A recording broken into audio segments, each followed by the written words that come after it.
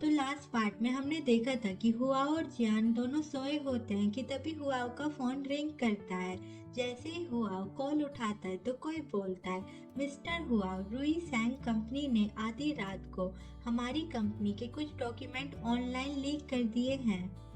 लोगों का गुस्सा बहुत ज्यादा है और कंपनी की शेयर कीमत 10 पॉइंट गिर गई है। मुझे लगता है कि अंदर से कोई जानकारी लीक हुई है। ये सब सुनकर तो हुआओ के पैरों के नीचे से जमीन चली जाती है। वो थोड़ा रिलैक्स होता है और जियान से प्यार से कहता है, बेबी मुझे कंपनी में काम है तो मैं चलता हूँ। तुम थोड़ी नींद और ले लो, मैं चलता हूँ क्योंकि मुझे जरूरी काम है। जियान कहता है ठीक है बट जल्दी वापस आना।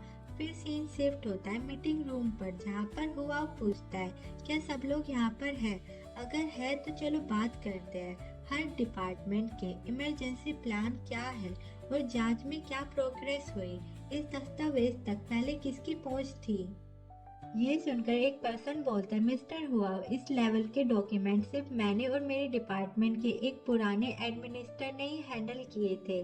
पिछले कुछ सालों में मैनेजमेंट के तरीके बहुत ही सरल रहे और हमें कोई दिक्कत नहीं हुई। जब मैंने आपको डॉक्यूमेंट रिव्यू के लिए दिए थे तो मैंने उसे खुद से लॉकर में रखा था। उस दौरान किसी और ने उसे हाथ नहीं लगाया था। उस दौरान किसी भी तरह की समस्या पैदा होना बिल्कुल नामुमकिन था।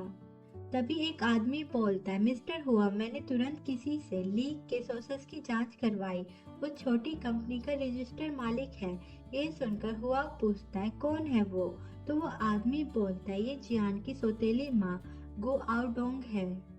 मिस्टर हुआ, हमारे अलावा आपके सबसे करीब सिर्फ एक ही इंसान है जिसकी जियांग परिवार के साथ भी गहरे संबंध है। क्या वो ओमेगा आपके साथ है? अभी ये पर्सन जियान पर शक कर रहा है कि क्या पता आपकी पत्नी ने उन्हें इन्फॉर्मेशन दी हो। ये सुनकर हुआ गुस्से से कहता है, क्या कहा आपने? फिर सीन शिफ्ट होता है जियान के ऊपर जहाँ पर जियान बुक पढ़ रहा होता है कि तभी वहाँ पर हुआ आ जाता है। उसे देखकर जियान बोलता है, हनी तुम वापस आ गए। हुआ रूम में आते ही जियान को हक कर लेता है। तो जियान उससे पूछता है, क्या हुआ बेबी, सब ठीक है ना? तो हुआओ कहता है, हाँ सब कुछ ठीक है, बस कंपनी में एक छोटा मोटा चोर है। ये सुनकर जियान शॉक्ड होते हुए कहता है, क्या आपके ऑफिस में चोर? क्या तुमने उसे पकड़ा? हुआओ कहता है, मैं इसका ख्याल रखूंगा, चिंता मत करो। ये सुनकर जियान सोचता है, मुझे नहीं पता लेकिन मुझे लगता है कि ये उतना आसान नहीं है जितना वो कह रहा है। हमें दिखाया जाता है कि ऑफिस में सब लोग हुआओ को जियान को लेकर कुछ न कुछ बोले जा रहे होते हैं कि मिस्टर हुआओ, सोचने के बाद ये काम सिर्फ वही ओमेगा कर सकता है जो आपके साथ है। आपने उसके साथ कितना अच्छा बर्ताव किया, उसकी हिम्मत कैसे हुई आपको धोखा देने की? मिस्टर हुआओ, जियान परिवार गंदी चालें चलने की हिम्मत कर रहा है, इसलिए हमें उन्हें बिल्कुल नहीं छोड़ना चाहिए। हमें उन्हें सजा देनी ही होगी। ये सब सुनकर हुआओ बोलता है, मैं हुआओ आप सभी को इसके बारे में एक एक्सप्लेनेशन दूंगा। मैं ये पक्का करूंगा कि अपराधी को उसकी सजा मिले। कोई पक्षपात या लापरवाही नहीं होगी। बेशक मैं अपनी तरफ से किसी भी बेगुनाह पर गलत आरोप नहीं लगवाऊंगा। तो अभी हम देखेंगे कि जियान पर जो इल्जाम लगा है वो सच है या झूठ। हुआ जियान से पूछता है, वैसे जियान क्या हाल ही में जियान परिवार से कोई तुम्हें परेशान कर रहा है? जियान बोलता है, नहीं, कोई भी मुझे परेशान नहीं कर रहा है। पिछली बार मैनर में क्या तुमने युवान को तीर नहीं मारा था? उसे कुछ टाइम के लिए पब्लिक में अपना चेहरा नहीं दिखाने की हिम्मत करनी चाहिए। मैंने तब से उसे किसी इवेंट में भी नहीं देखा। वो थोड़ा क्यूट वे में कहता है, आपको मेरे बारे में चिंता करने की कोई जरूरत नहीं है। अगर जियान परिवार फिर से मेरे पीछे आता है तो भी मैं उसे खुद से संभाल लूंगा। ये सुनकर हुआ उसे हक कर लेता है और सोचता है, चाहे वो जियान परिवार के सामने जियान लूलो की रक्षा करना हो या फिर जियान का छोटा भाई तीर अंदाजी की घटना की वजह से मन में दुश्मनी पाले हुए हो, जिस इंसान से वो सबसे ज्यादा बदला लेना चाहता है वो मैं हूँ। जहाँ तक जियान की बात करे, वो जियान परिवार के साथ कभी सहयोग नहीं करेगा जिसने हमेशा उसे परेशान किया, लेकिन मुझे कंपनी के लीक सिचुएशन को अच्छे से संभालना होगा। जियान की रक्षा करनी होगी और पक्का करना होगा कि उसे गलती से भी चोट ना लग जाए।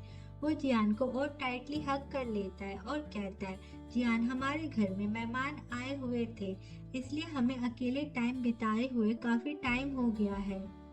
कैसा रहेगा अगर मैं कल तुम्हें ऐसी जगह पर ले जाऊं जहां सिर्फ हम दोनों हो।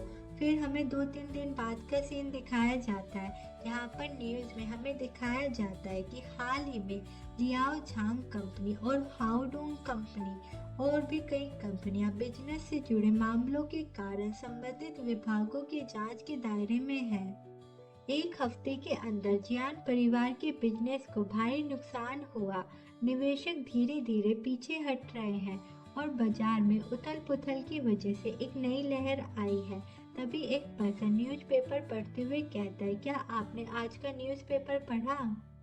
जियान परिवार के सबसे बड़े बेटे के बारे में जनता ने कई बार गुमनाम तरीकों से रिपोर्ट दर्ज कराई है कि वो नाबालिग ओमेगा पर हमला करता है, और छोटे बेटे के बारे में मैंने सुना है कि उसने अपनी फिजिक बदलने के लिए बैन चीजें ली। उसके बाद उसे बहुत ही बुरा साइड इफेक्ट हुआ। जियान परिवार लगभग खत्म हो चुका है। एक नाजायज बच्चे की परवाह कौन करेगा? इन लोगों को कौन बताए कि उसकी परवाह हमारा हुआ करेगा? फिर सीन शिफ्ट होता है जियान के ऊपर, जो कि बोल रहा होता है कि मुझे मेरे शरीर में बहुत अजीब लग रहा है। ये सुनकर हुआओ घबराते हुए कहता है, जियान चलो तुम्हारा टेम्परेचर चेक करते हैं।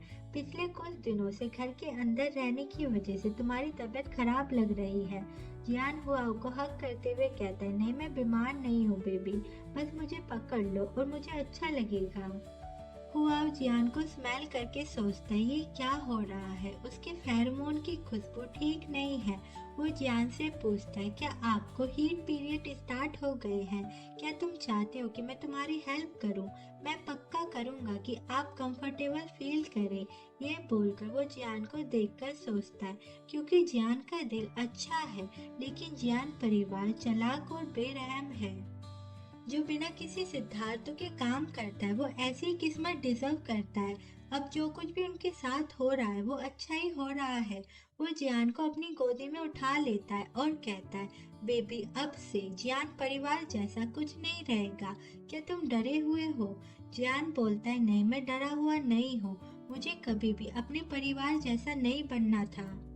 मुझे सिर्फ तुम्हारा प्यार ही काफी है। फिर हमें हुआओ के परिवार का घर दिखाया जाता है, जहाँ पर शियाओ न्यूज़पेपर पढ़ते हुए सोचता है, मुझे सच में उम्मीद नहीं थी कि सिर्फ एक हफ्ते में जियान परिवार पूरी तरीके से खत्म हो जाएगा और उनके बारे में इतनी गंदी चीजें सामने आएगी। जियान परिवार बर्बाद हो जाएगा। जियान लूलो की हालत खराब हो जाएगी। मेरे लिए उसे बाहर निकालना और हुआओ को खत्म करने का एकमात्र सही मौका है, लेकिन वो पिछले कुछ दिनों से घर पर नहीं आए हैं। क्या ये जियान परिवार के साथ हुई परेशानियों की वजह से था कि हुआओ उसे अपने साथ ले गया? वो ये सब कुछ सोच ही रहा होता है कि तभी वहाँ पर हुआओ की एंट्री होती है। उसे देखकर शियाओ कहता है, वाओ मिस्टर हुआओ, आप आ गए। ये बोलकर वो सोचता है, हुआओ सच में टॉप लेवल अल्फा है। आप एक मैच्योर आदमी के चार्म को रोक नहीं सकते। जब तक मैं उसे जीत सकता हूँ, मैं एक अमीर परिवार की एक अच्छी औरत के तौर पर लग्जरी जिंदगी जी सकता हूँ। हुआओ भी शियाओ के पास डाइनिंग टेबल पर आकर बैठ जाता है। तो शियाओ पूछता है, अरे जियान कहाँ है? वो तुम्हारे साथ वापस क्यों नहीं आया? ये बोलकर वो मन में खुश होते हुए सोचता है, क्या ऐसा हो सकता है कि मैंने सही अंदाजा लगाया हो और जियान लूलो को निकाल दिया गया हो? तभी हुआओ कहता है, जियान अभी अपना सामान पैक कर रहा है, वो दोपहर तक वापस आ जाएगा। ये सुनकर शियाओ ऑकवर्डली स्माइल करते हुए कहता है, ओ ऐसा है क्या? वो एकदम ही खड़ा होता है और हुआओ से पूछता है, क्या आप नाश्ता करना चाहोगे? मैं क्रीमी मशरूम सूप का एक और बोल बना सकता हूँ। हुआओ कहता है, नहीं मैंने पहले ही खा लिया है। मैं आपसे सिर्फ ये पूछने आया था, क्या आपने पिछले कुछ दिनों की खबरें देखी? शियाओ घबराते हुए कहता है, हाँ। ये सब बोलकर वो सोचता है, वो अचानक से इस बारे में क्यों पूछ रहा है। वो हुआओ को चाय पोर करते हुए कहता है, मैंने जियान परिवार के बारे में खबरें देखी। किसी ने भी ऐसी उम्मीद नहीं की होगी कि ऐसा होगा। लेकिन चिंता मत करो, मैं जियान को जरूर दिलासा दूंगा, ये पक्का करूंगा कि वो परेशान ना हो। ये बोलकर वो अपने मन में कहता है, फिर से मैं उसे धीरे से बताऊंगा कि उसकी वजह से हुआओ की हालत और खराब हो रही है, इसलिए उसे जितनी जल्दी हो सके उसकी लाइफ से चले जाना चाहिए। तो आपको क्या लगता है ऑडियंस, क्या शियाओ जियान को अपने जाल में फंसा लेगा? आगे एपिसोड देखने के लिए चैनल को सब्सक्राइब करें। आई होप आपको ये वीडियो अच्छी लगी होगी। अगर लगी है तो प्लीज लाइक करें और कमेंट करें।